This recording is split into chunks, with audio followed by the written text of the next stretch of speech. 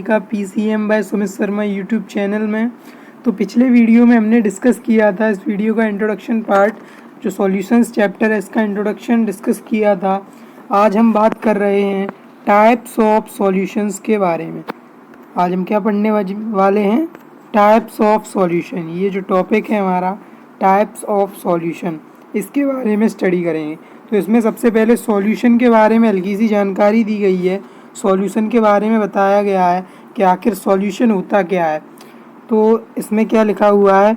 Solutions are homogeneous mixture of two और more than two components. Means जो solution होता है वो दो या दो से अधिक कंपोनेंट्स का होमोजीनियस मिक्सचर होता है। अब होमोजीनियस से हमारा मतलब क्या है कि होमोजीनियस का मतलब होता है by homogeneous mixture we mean that its composition and properties are uniform throughout the mixture. मतलब जो कंपोजिशन है और जो प्रॉपर्टीज़ है मिक्सचर की वो कैसी होनी चाहिए? यूनिफॉर्म होनी चाहिए, एक जैसी होनी चाहिए। जैसे इसको एग्जांपल से समझेंगे, जैसे हमारे पास वाटर है, हमने पानी में क्या मिला दिया? नमक मिला दिया। तो नमक क्या होता है? पानी में घुल जाता है। तो आप सॉल्यूट और सॉल्वेंट के पार्टिकल्स को डिफ्रेंशिएट नहीं कर पाते हो, उनमें अंतर नहीं कर पाते हो। तो ऐसे मिक्सचर को क्या बोलेंगे? Homogeneous mixture. और जैसे हमने वाटर में सैंड डाल दी, रेत डाल दिया, तो हम सॉल्यूट और सॉल्वेंट के पार्टिकल्स में डिफ्रेंशिएट कर सकते हैं, अलग दिखते हैं सैंड के पार्टिकल्स। तो वो होता है हेट्रोजीनियस मिक्सचर। तो मिक्सचर दो प्रकार के होते हैं, एक होमोजीनियस मिक्सचर, एक हेट्रोजीनियस मिक्सचर। लेकिन सॉल्यूशन कैसा मिक्सचर है? Solution is a homogeneous mixture of two और मोर देन टू कंपोनेंट्स। तो होमोजीनियस का मीनिंग समझ में आया। अब नेक्स्ट देखते हैं। Generally the compound that is present in the largest quantity is known as solvent. उसे क्या बोलते हैं? सॉल्वेंट बोलते हैं। मतलब ऐसा कंपोनेंट जो ज़्यादा मात्रा में उपस्थित हो उसे क्या बोलते हैं? सॉल्वेंट बोलते हैं। Solvent determines the physical state in which the solution exist. और जो सॉल्वेंट होता है वो किसी भी सॉल्यूशंस की फिजिकल स्टेट को डिटरमाइन करता है कि सॉल्यूशन की फिजिकल स्टेट क्या है। जैसे वही एग्जांपल लेंगे, जैसे हमने वाटर लिया और वाटर में NaCl डाल दिया, नमक डाल दिया, तो वाटर का अमाउंट ज़्यादा है, मतलब सॉल्वेंट ज़्यादा है। तो सॉल्वेंट क्या डिसाइड करेगा? Physical state. सॉल्यूशन क्या बताएगा? उसकी फिजिकल स्टेट। तो उसी प्रकार one of more components present in the solution other than solvent are called solutes. तो इसमें क्या बोल रहा है? मतलब सॉल्वेंट एक ही होगा और जो सॉल्वेंट के द्वारा, सॉल्वेंट के अलावा जो पार्टिकल्स हैं, जो कंपोनेंट्स हैं, वो सारे क्या हैं? सॉल्यूट्स हैं। सॉल्वेंट एक ही होता है लेकिन सॉल्यूट एक से ज़्यादा भी हो सकता है। तो in this unit we shall consider only binary solutions. लेकिन इस यूनिट में हम किसके बारे में पढ़ने वाले हैं? ओनली बाइनरी सॉल्यूशंस के बारे में पढ़ने वाले हैं। अब हमें ये समझना पड़ेगा कि आखिर बाइनरी सॉल्यूशन क्या होता है। हमें ये समझना पड़ेगा कि आखिर बाइनरी सॉल्यूशन क्या है। तो चलिए देखते हैं बाइनरी सॉल्यूशन क्या है। बाइनरी सॉल्यूशन क्या होता है? जिसमें मेनली टू कंपोनेंट्स हों, एक सॉल्वेंट का कंपोनेंट हो और एक किसका कंपोनेंट हो? सॉल्यूट का। तो कुल मिला के कितने कंपोनेंट्स हो जाएंगे? टू कंपोनेंट्स हो जाएंगे। तो ऐसा सॉल्यूशन जिसमें टू कंपोनेंट्स हों उसको बोलते हैं बाइनरी सॉल्यूशन। उसी प्रकार एक होता है टर्नरी सॉल्यूशन, जिसमें एक सॉल्वेंट का कंपोनेंट हो, दो सॉल्यूट के कंपोनेंट हो, तो उसको क्या बोलेंगे? Ternary solution. टोटल कंपोनेंट्स कितने हो गए? 3। उसी प्रकार एक होता है क्वाटरनरी सॉल्यूशन। इसमें क्या होता है? एक सॉल्वेंट का होता है, एक सॉल्वेंट का कंपोनेंट होता है और 3 किसके होते हैं? सॉल्यूट के। तो टोटल कंपोनेंट कितने हो गए? 4।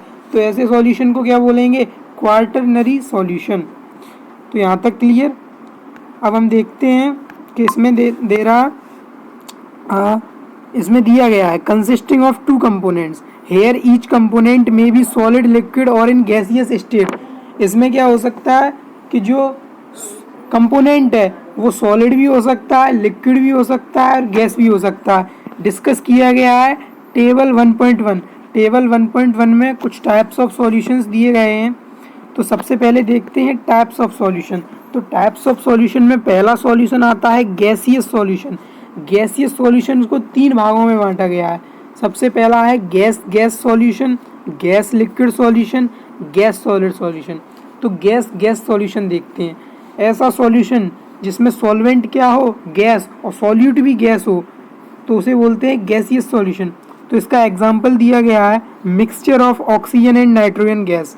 तो इसमें क्या होता है, नाइट्रोजन गैस ज़्यादा मात्रा में उपस्थित होती है, इसका मतलब नाइट्रोजन गैस क्या हो गई, सॉल्वेंट, और जो ऑक्सीजन गैस होती है हमारी वो कम मात्रा में उपस्थित होती है, तो ऑक्सीजन क्या हो गई, सॉल्यूट हो गई।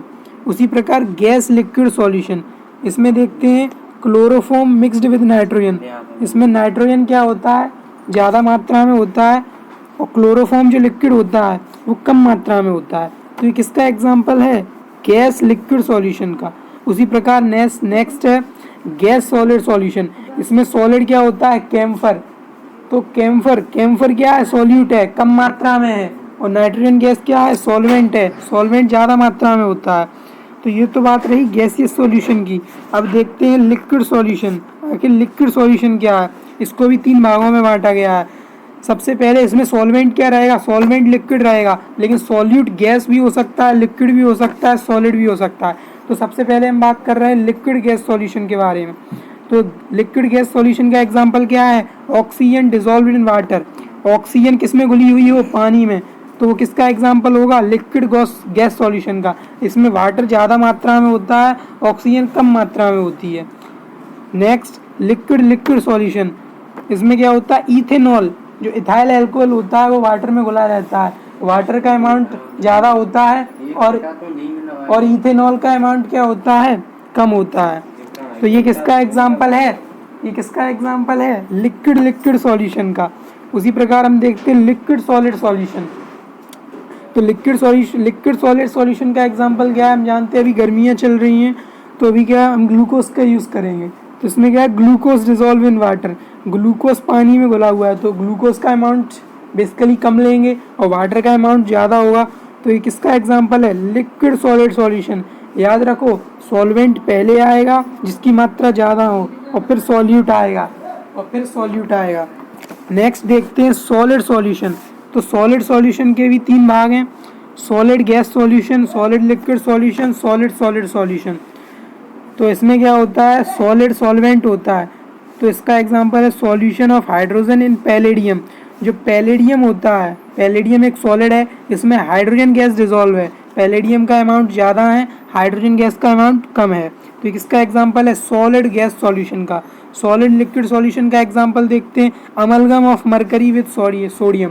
हम जानते हैं अमलगम एक एलॉय होता है, तो इसमें सोडियम का अमाउंट ज़्यादा है, मतलब सॉलिड का अमाउंट ज़्यादा है, और लिक्विड का अमाउंट कम है, मतलब सॉल्यूट का अमाउंट कम है। तो ये कौन सा सॉल्यूशन है, solid liquid solution.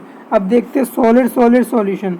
Solid solution में क्या होगा, कॉपर डिसॉल्व्ड इन गोल्ड, मतलब इसमें गोल्ड क्या होता है, मतलब गोल्ड में हम क्या मिलाते हैं, कॉपर। तो इसमें गोल्ड का अमाउंट ज़्यादा होता है और कॉपर कम मात्रा में मिलाया जाता है, तो सॉल्वेंट ज़्यादा है और सॉल्यूट कम है। तो ये किसका एग्जांपल है, सॉलिड सॉल्यूशन का।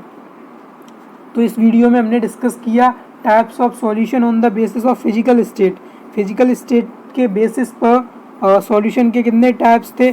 अब नेक्स्ट वीडियो में हम डिस्कस करेंगे किसके बारे में, एक्सप्रेसिंग कंसंट्रेशन ऑफ सॉल्यूशंस। तो आज के लिए बस इतना ही, थैंक्स।